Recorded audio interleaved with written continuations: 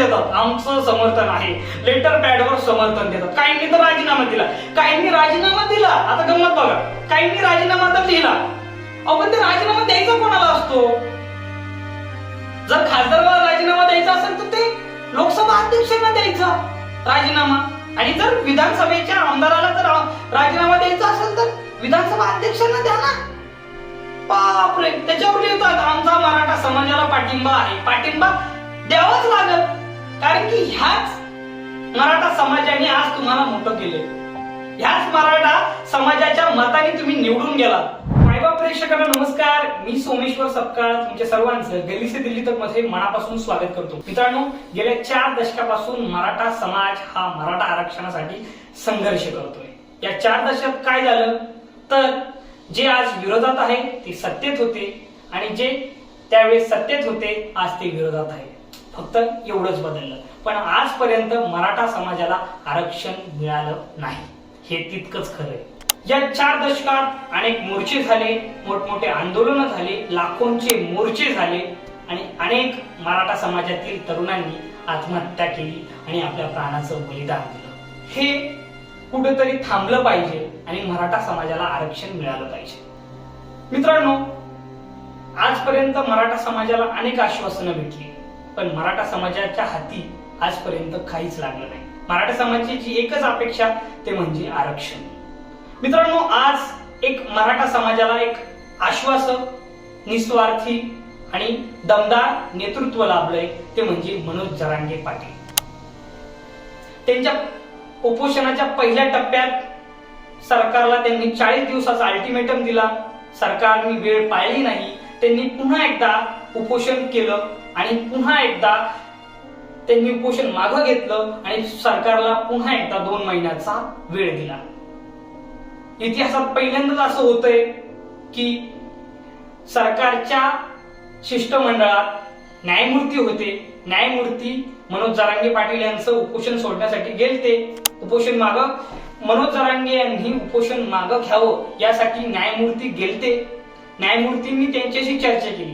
अर्थात मनोज जरांगे हे व्यक्तिमत्व एकदम साधं, सिंपल, त्याला बाकीचं काही घेणं देणं नाही. त्या माणसाची एकच अपेक्षा म्हणजे मराठा आरक्षण. मनोज जरांगे पाटील यांनी न्यायमूर्तींशी चर्चा केली, न्यायमूर्तींना अनेक प्रश्न विचारले, आणि त्यानंतरच मनोज जरांगे यांनी उपोषण मागे घेतलं. आता गेल्या काही दिवसापासून तारखेविषयी गोळ होता. मित्रांनो, मनोज जरांगे म्हणतायत 24 डिसेंबर, सरकार म्हणतंय 2 जानेवारी, पण खरी तारीख म्हणजे 24 डिसेंबरच. पण सरकार काय म्हणतंय 2 जानेवारी. पण सरकार 2 जानेवारी का म्हणतंय? त्याच्या पाठीमागे काहीतरी लॉजिक असू शकतं आणि होऊ शकतं. मित्रांनो, त्याच्या आधी 31 डिसेंबर आहे. 31 डिसेंबर ही महाराष्ट्राच्या राजकारणात येणारी 31 डिसेंबर ही महाराष्ट्राच्या राजकारणात येणारी एक सर्वात मोठी तारीख असू शकते. कारण की मित्रांनो, त्या दिवशी महाराष्ट्र विधानसभा अध्यक्षांना आमदार डिस्क्वालिफिकेशन चा निर्णय घ्यायचा आहे. समजा उद्या विधानसभा अध्यक्षांनी शिंदे गटातील आमदारांना अपात्र घोषित केलं तर मुख्यमंत्री एकनाथ शिंदे यांचं पद जाऊ शकतं. जर ते पद गेलं, सरकार कोसळलं आणि पुन्हा एकदा नवीन तारीख भेटू शकते. त्यामुळे 24 डिसेंबरच ठीक आहे. मित्रांनो, मुख्यमंत्री एकनाथ शिंदे यांनी शिवरायांची शपथ घेऊन मराठा समाजाला आरक्षण देणारच ही घोषणा केली, आणि मनाला एक चांगलं वाटलं की शिवरायांची शपथ घेतली. पण तुम्ही शिवरायांची शपथ घेतली तर मराठा समाजाला आरक्षण द्याच. फक्त मुख्यमंत्री एकनाथ शिंदेच लीडला आहे.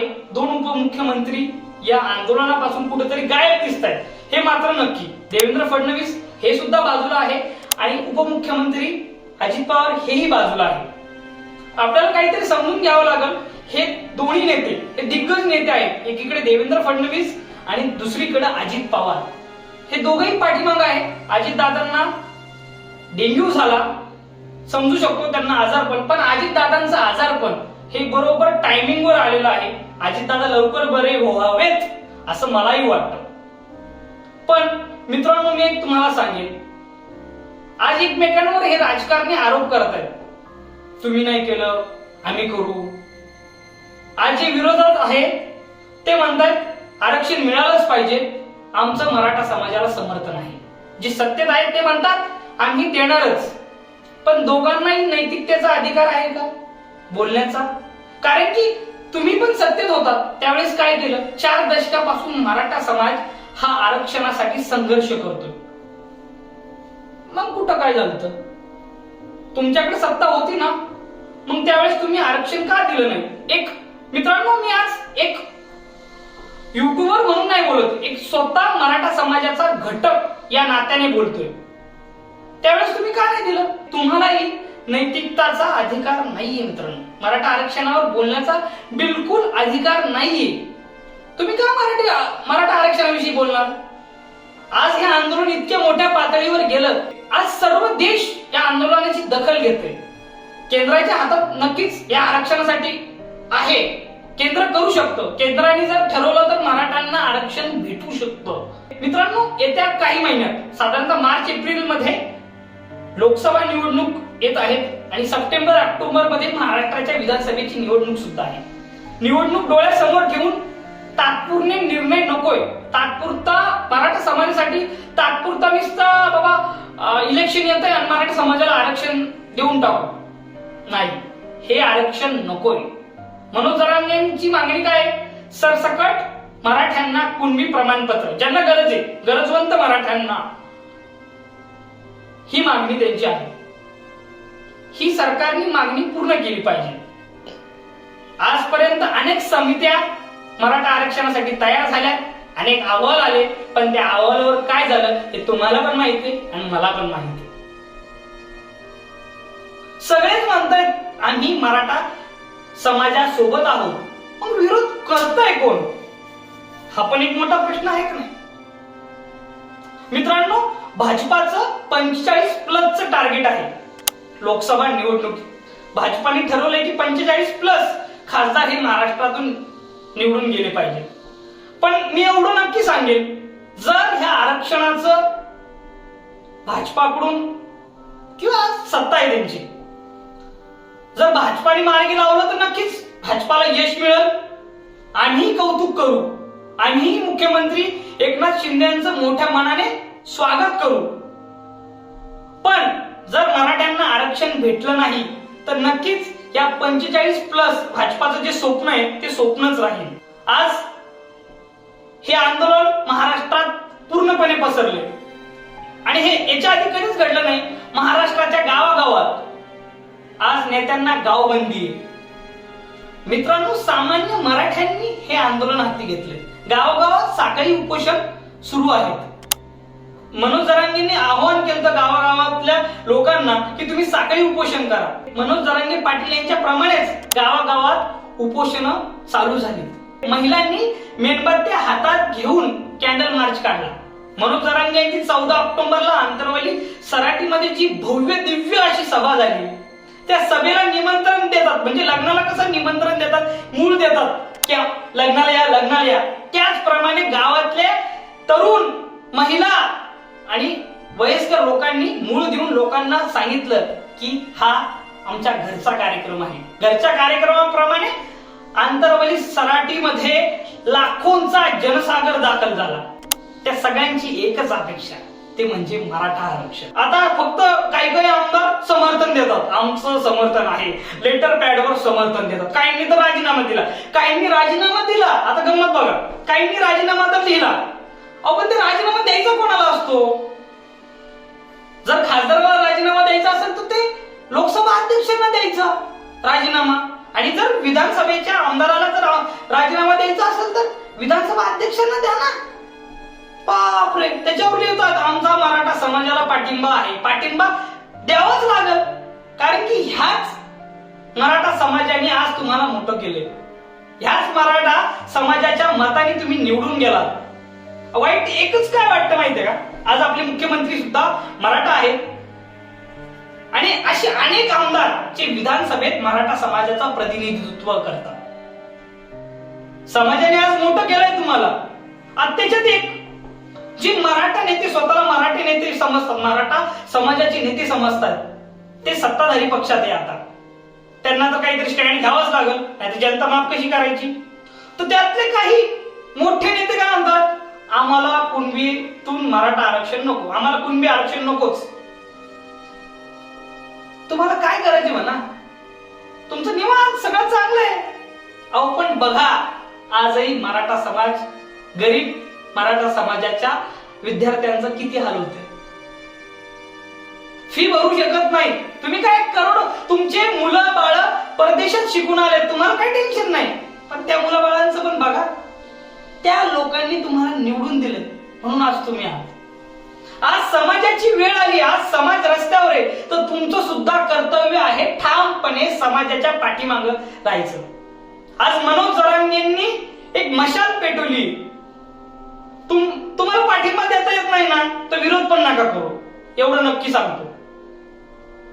आज जो माणूस आपल्यासाठी लढतोय, हो, त्याला सपोर्ट देण्याची वेळ आलेली आहे. आज जनता बघते, येणाऱ्या 6-7 महिन्यात निवडणुका येणारच. मग त्यावेळेस आज पोटतिडकीने हा विषय मी का मांडतोय, कारण की 4 दशकापासून हाच खेळ चालू आहे. मराठा आरक्षण, मराठा आरक्षण, मराठा आरक्षण. पण मिळणार कधी, हा मोठा प्रश्न आहे. आता 24 डिसेंबर पुन्हा एकदा मनोज जरांगेंनी मोठं मन दाखवून तुम्हाला 24 डिसेंबरची तारीख दिली. त्या तारखेचाही मान राखा, नाहीतर येणारं आंदोलन तुम्हाला खरंच परवडणार नाहीये. मित्रांनो, मनोज जरांगे पाटील यांच्या या आंदोलनामुळे अनेक खासदारांचं भवितव्य टांगणीला लागले, त्याचबरोबर आमदारांचंही. पण आज मला एक मराठा समाजाची ताकद कळली. मराठा समाजाने ठरवलं तर तो काही करू शकतो. आज मराठा समाज एकत्र आहे, एकत्रच राहू अशी मी प्रार्थना करतो. कारण की कसं आहे, एवढं मोठं आंदोलन तयार झालंय, सरकार तर प्रयत्न करणार याच्यात फूट पाडण्याचं. पण मित्रांनो, तुम्हाला सतर्क राहायचंय, कारण की जर आज फूट पडली तर परत काही शक्य नाही होणार. असंच होणार, आपल्याला आरक्षण मिळणार नाही, आपण असेच मोर्चे काढणार आणि याच्यातून फलित आपल्याला मिळणार नाही. आज आंदोलन मोठं झालंय ना, तर आपलं कर्तव्य आहे त्या आंदोलनाच्या पाठीमागे ठाम राहणं. मित्रांनो, हे आंदोलन खूप मोठं झालंय. मनोज जरांगे पाटील यांची अगदी निरागस भावना आहे की मराठ्यांना आरक्षण मिळावं. त्यांचा लढा काय आजचा नाहीये, त्यांचा लढा हा कित्येक वर्षांचा आहे. साधी 2 एकर जमिनी होत्या माणसाची, वेळ आली त्यांच्या सोबत राहण्याची. आज महाराष्ट्रात अनेक आमदार आहेत, खासदार आहेत, काही जण मराठा समाजाचं प्रतिनिधित्व करतात, पण ते सोबत नाही.